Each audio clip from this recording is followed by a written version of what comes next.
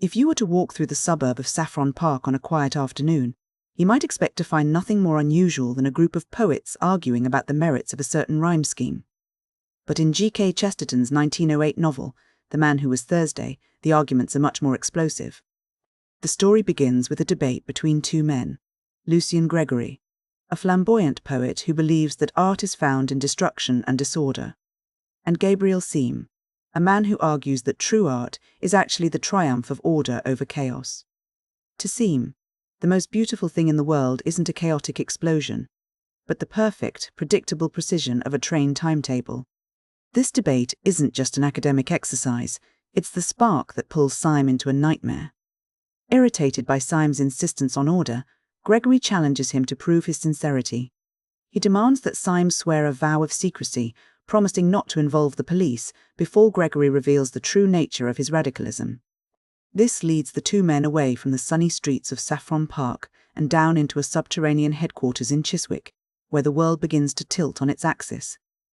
In that dark, hidden room, Gregory reveals that his anarchism is a tactical disguise. He is actually part of the Central Anarchist Council, working from the inside to stay ahead of the law. But Syme has a surprise of his own. He isn't just a poet who happens to like order, he is a police detective who has been working undercover for some time. In a tense, almost surreal standoff, Syme uses his wit to navigate the radical politics of the room. He manages to convince the council that he is a true believer, eventually winning an election to become a high-ranking member of the group. His new title is Thursday. As Syme moves deeper into the inner circle, the book shifts from a political thriller into something much more strange and unsettling. He meets the members of the council, men who represent the days of the week. There is the colossal President Sunday, a man of overwhelming presence, and the grotesque Gogol, who represents Tuesday. The atmosphere in their meetings is one of profound wrongness. These men discuss assassination plots and the destruction of civilization with a nonchalance that feels deeply unnatural. It's as if they are playing a game where the stakes are the end of the world, but they've forgotten that the game is supposed to be serious. During one of these meetings, President Sunday drops a bombshell. He reveals that he knows there is a spy among them, and he identifies Gogol as the traitor. The tension becomes palpable, but the logic of the world continues to fracture. Syme finds himself caught in a series of surreal chases through the streets of London. In one instance, he is pursued by a man who appears to move with impossible, supernatural speed, despite being a known paralytic.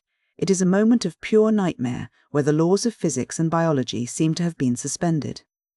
However, the nightmare has a strange way of resolving itself through coincidence. Syme eventually discovers that the terrifying figure chasing him is actually a fellow undercover officer named Wilkes. This is the first of many revelations that suggest the chaos Syme is fighting is being managed by someone else entirely. The detectives, Syme, Wilkes, and others, realize they are part of a massive, coordinated effort to combat a force far greater than mere political radicals. The action moves to France, where the group attempts to intercept a man known as the Marquis de Saint-Eustache, who is believed to be carrying a bomb to destroy the city. In the heat of the confrontation, the Marquis is revealed to be Inspector Ratcliffe, another policeman. At this point, the plot begins to fold in on itself. Ratcliffe explains the grand deception orchestrated by President Sunday. Sunday hasn't just been fighting the anarchists, he has been manipulating them. He has placed his greatest enemies on the Council of Anarchy, effectively keeping them so busy watching one another for signs of betrayal that they have become neutralized. He has used the concept of anarchy to create a very specific, very controlled kind of order. The story then takes a final, dizzying turn. The chase leads the exhausted and bewildered detectives to a grand, nostalgic estate, far removed from the dark streets of London or the tension of Paris. Here, the political thriller officially dissolves into a metaphysical epic. Syme, still wearing his peacock blue costume that identifies him as Thursday, finds himself part of a final, surreal gathering. The 7 members of the council, representing the days of creation, gather in a dreamlike garden. The masks have all fallen, yet the characters remain caught in their roles. President Sunday reveals his true identity. He is not just a political leader, but a figure representing the Sabbath. He is the architect of a cosmic struggle, a man who orchestrates chaos and conflict to maintain a divine balance between virtue and darkness. The climax is not a battle of guns or bombs, but a debate of ideas. The characters argue about the necessity of struggle.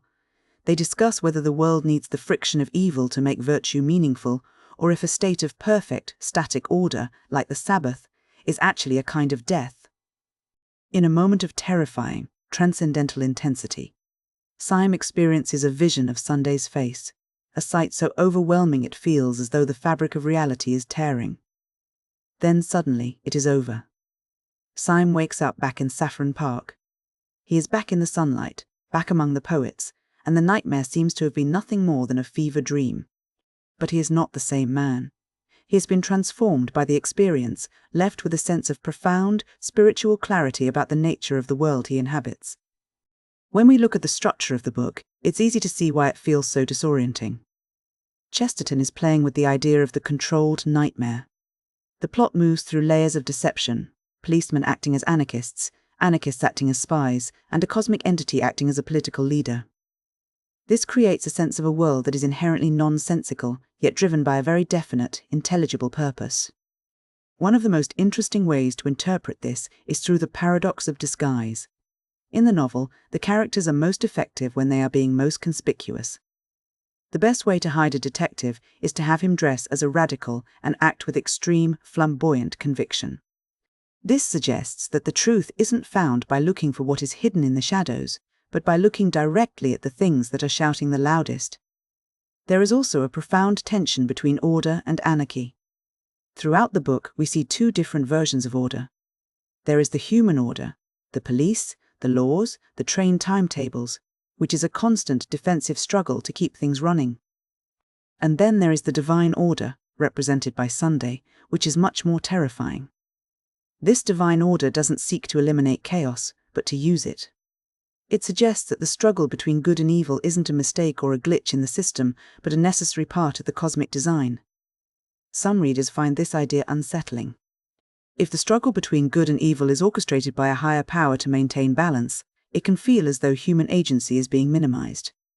It can make the world feel Kafkaesque, like a labyrinth where every turn leads to another layer of absurdity. But for Chesterton, the point is the opposite. The absurdity is a mask for a deeper reality. The nightmare is meant to shake the reader out of a mundane, superficial way of seeing the world. The book also touches on the nature of suffering and struggle. The argument presented in the final scenes is that a world of perfect peace would be a world without choice. If there were no darkness, there could be no courage. If there were no chaos, there could be no order. Virtue, therefore, requires the agony of the struggle. It is something that must be chosen in the face of real danger, rather than something that is simply handed to us in a state of perfect safety. This brings us to the character of Gabriel Syme. He begins the story as a man who values the predictable and the safe, the man who loves the train timetable. But by the end, he has travelled through a world of madness and come out the other side with something much more substantial than mere predictability. He has gained a sense of spiritual weight.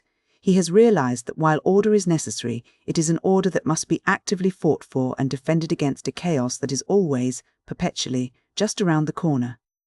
The Man Who Was Thursday is a difficult book to categorize. It is a spy novel, a surrealist fantasy, and a religious allegory all at once. It refuses to stay in one lane. It starts in a suburb and ends in the heavens. It starts with a debate about poetry and ends with a vision of the divine. But perhaps that is exactly what it needs to do. By moving through these different modes, Chesterton forces us to consider the idea that our social and political structures, our governments, our laws, our very identities, might just be masks for a much larger, much more mysterious reality. It is a book that suggests the world is far stranger than we give it credit for. It suggests that the things we think are solid, like the laws of man or the boundaries of our own personalities, are actually quite fluid. And in that fluidity, there is a kind of terrifying freedom. We are all, in a sense, playing roles in a much larger drama, and the only way to truly understand the play is to be willing to walk through the nightmare to find the truth on the other side.